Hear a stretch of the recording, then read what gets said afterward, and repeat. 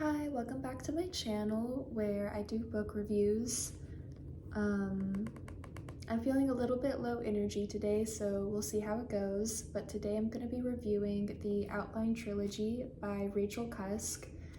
Hot take, in my opinion, you could read these books out of order because the writing style is very unique, which I'll get into. It's written from the perspective, the narrator's name is Faye, but there's such little self present in this. She's kind of serves as a mirror that kind of reflects the different people that she encounters.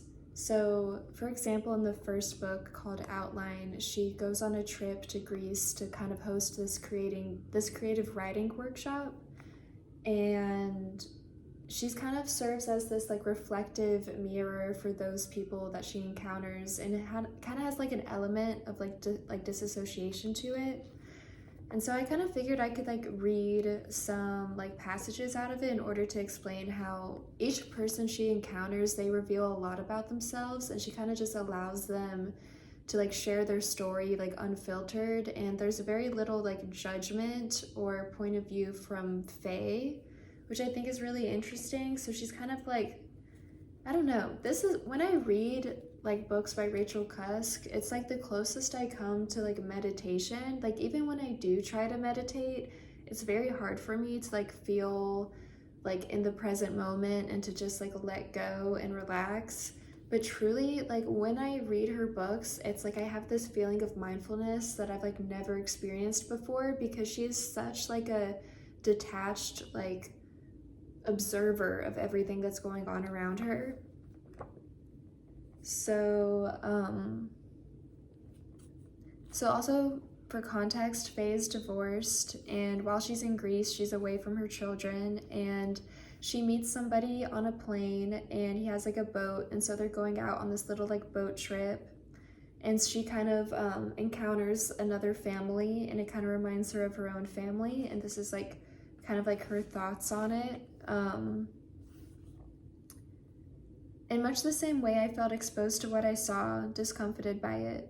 I had thought often of the chapter in Wuthering Heights where Heathcliff and Cathy stare from the dark garden through the windows of the Lintons' drawing room and watch the brightly lit family scene inside. What is fatal in that vision is its subjectivity. Looking through the window, the two of them see different things. Heathcliff, what he fears and hates, and Cathy, what she desires and feels deprived of. But neither of them can see things as they really are, and likewise I was beginning to see my own fears and desires manifested outside of myself, was beginning to see in other people's lives a commentary on my own.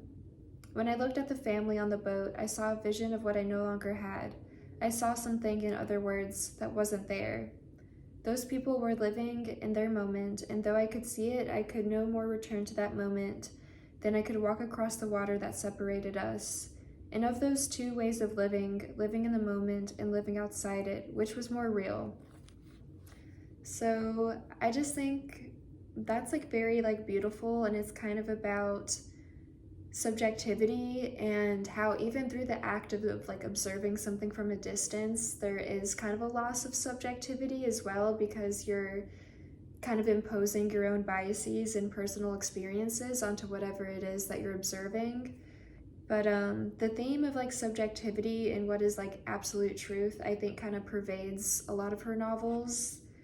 And I kind of feel that way as well, where I think there's very rare moments in life where you feel you're truly living, and Virginia Woolf describes those moments as moments of being, and they're very rare, and maybe you have a handful of those moments throughout your life, and there's kind of I don't know, I hate to say it, but I think the majority of life is a lot of filler episodes where it's just kind of this feeling of being stagnant, or you're an outsider watching other people live their lives.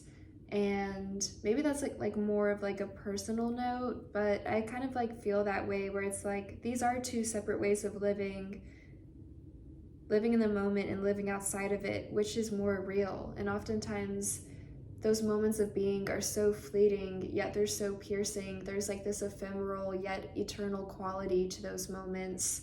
and we always try to recreate those moments and to like relive them, but it's oftentimes we just can't because we're no longer in the present and we're actively trying. And when those moments, it's like kind of effortless, and sometimes you can understand while the moment's happening that it's precious and that it's something you're going to carry with you for the rest of your life, but you also know that it's extremely temporary.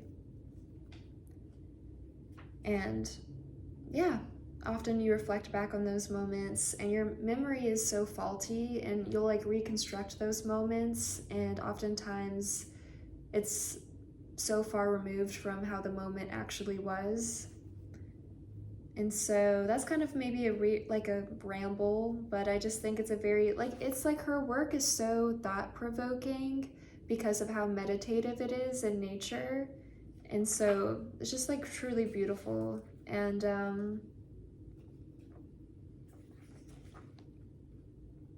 here's like another like really long passage that I think I could read, but this like talk about like subjectivity and being like an outside observer, I think I could easily compare to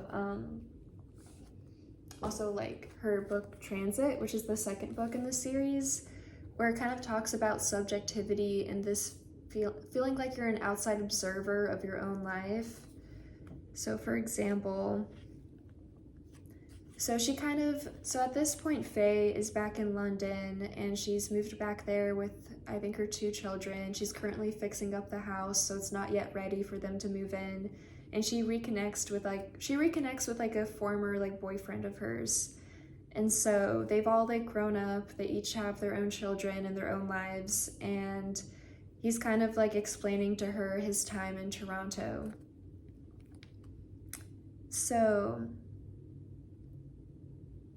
many times Gerard had returned home and been struck, particularly at evening when the lights were on and the shop front became a great illuminated stage, by the human tableau he saw there, the scenes of love and argument, of solitude, industry, friendship, sometimes of boredom and disassociation.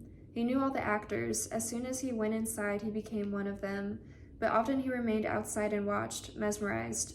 In a sense, it was all he knew, just an artistic pose, but for him it summed up something about Toronto and his life there, some vital distinction that he recognized while being unable properly to grasp it, though the word that always occurred to him in trying to describe it was innocence.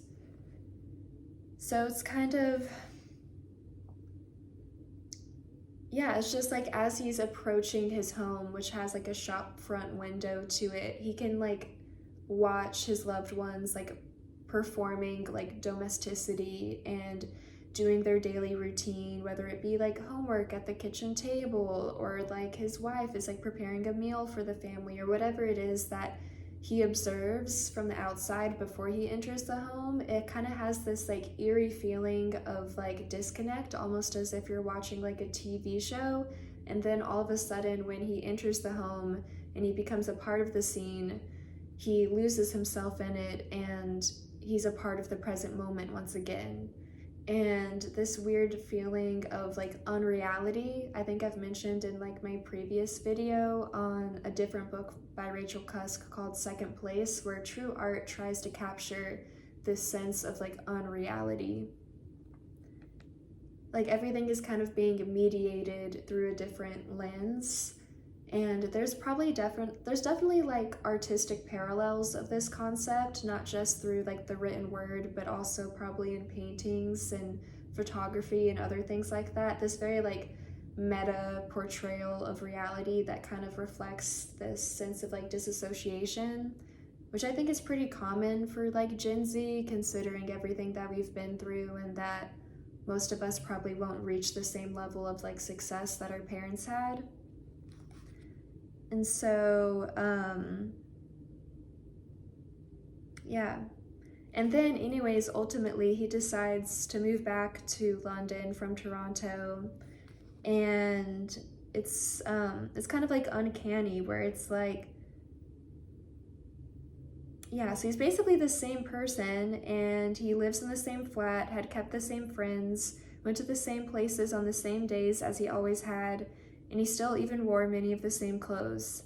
So he returns back to this sense of like normalcy and familiarity being back in London, but that doesn't erase what Toronto provided him with, because increasingly, this is a quote, he went on, he saw his time in Toronto as having funded this continuity, a foreign foyer in which he found elsewhere the resources that would enable him to cement his existence here for good. It was an interesting thought that stability might be seen as the product of risk. It was perhaps when people tried to keep things the same that the process of decline began. And so,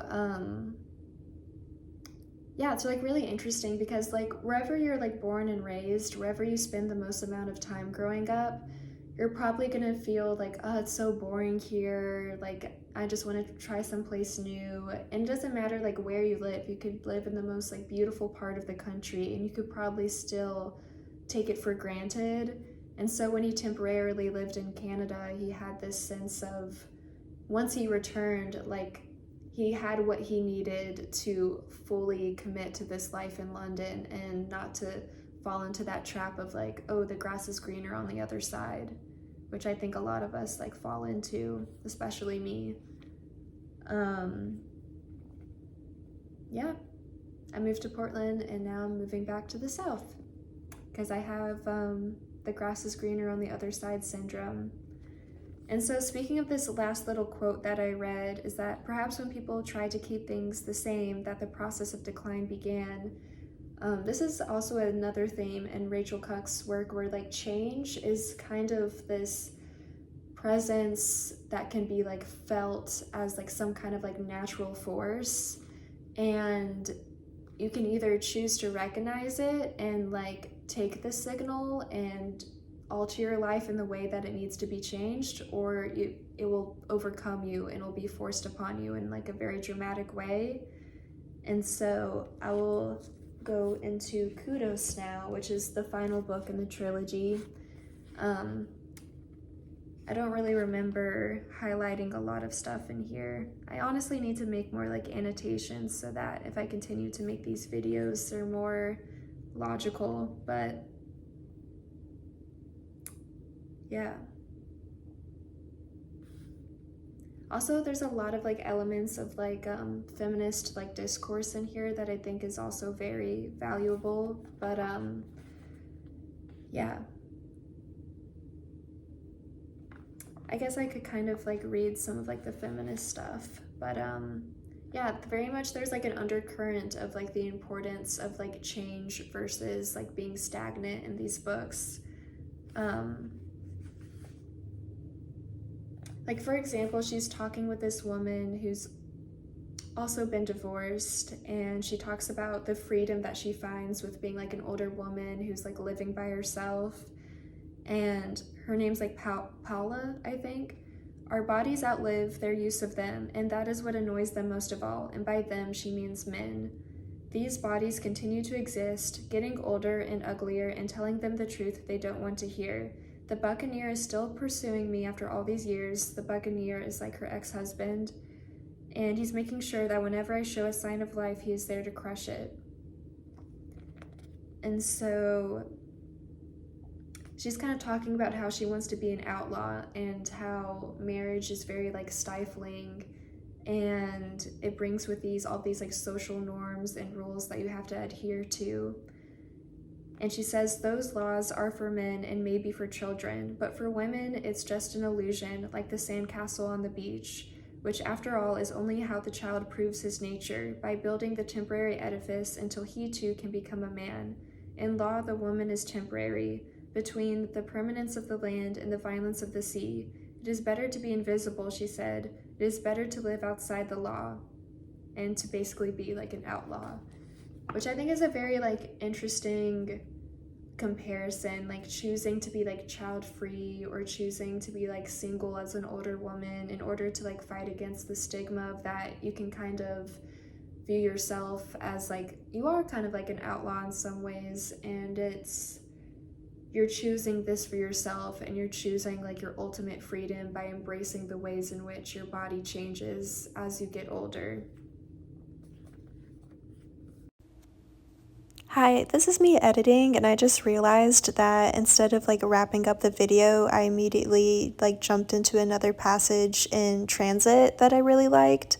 So the next the next half of the video is me just like talking about it and like analyzing it. So, yeah.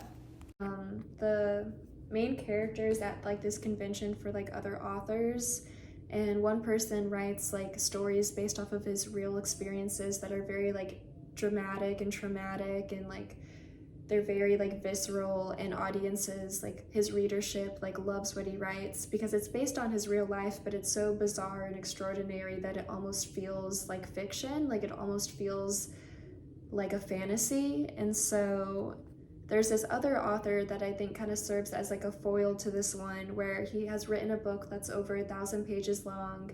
A lot of people say that there's no plot to it, or it's what he writes about isn't worth writing about, but he talks about very like mundane things, like facts of our existence. And so this is this author kind of talking about how his book has been received and his motivations for writing a book that many people may claim is like dull or boring or whatever it may be. And so, since this author, his name's Luis, he's just describing what he terms the low lying truth of his ordinary existence.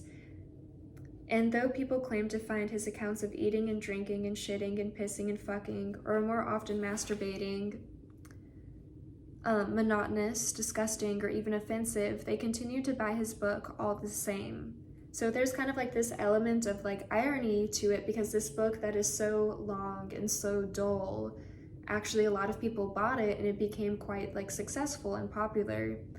And so he wasn't about, so he kind of like compares his book that he wrote to the Bible, because everybody has a copy of everybody has like a copy of the Bible in their house, but not very many people read it unless they're like devout Christians. And so he's comparing his book to the Bible, but not because it's like holy, or it has, not because it's like a scripture of any kind. It's like, but he wondered whether there wasn't something about the ability to deny the truth about oneself, perhaps almost the necessity of denying it, that created the need for a retributive text, which everyone, of course, then denied again by ignoring it.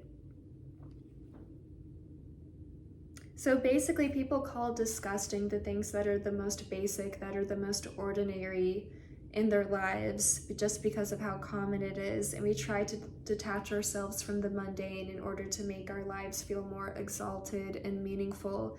But he's kind of embracing these like mundane facts of our lives that are often very like grotesque. And it's kind of like ironic, because people are buying his book and they're leaving it untouched, maybe on their bedside table, like you would a Bible. But just by having it there, it's like you're kind of denying the truth of your existence, but you're also acknowledging it in the back of your head just by having its presence like be in the room with you. And so,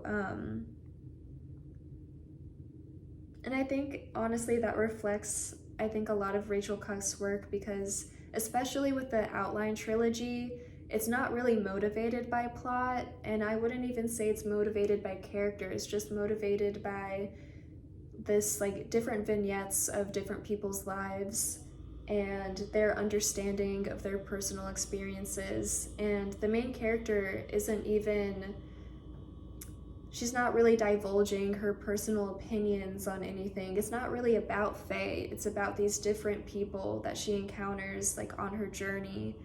And a lot of it is extremely ordinary, because unfortunately divorce and the stigma that's attached to it and all of these things are a very common experience. Like I think half of marriages end in divorce, so most of us are divorced or are going to be divorced. And so it's kind of, I feel like Rachel Cusk is not afraid to not necessarily make the mundane beautiful. She doesn't do that, but she doesn't shy away from the fact that this is the mundane fact of our existence. And the more willing you are to accept it for what it is, the better off you will be. and which maybe sounds depressing, but I think there's kind of like this Buddhist like undercurrent of like just like mindfulness, accepting things for what they are, and wherever you are, like there you are, and you just have to be grounded with the essence of everything that it is, even if it's extremely mundane and grotesque. So that was a long video. Maybe I'll cut out that last part, but thank you so much for watching this video. If you did, especially if you made it to the end, let me know if you're also a fan of Rachel Cusk, or if you have any recommendations of other authors that write similar work. And thanks for watching.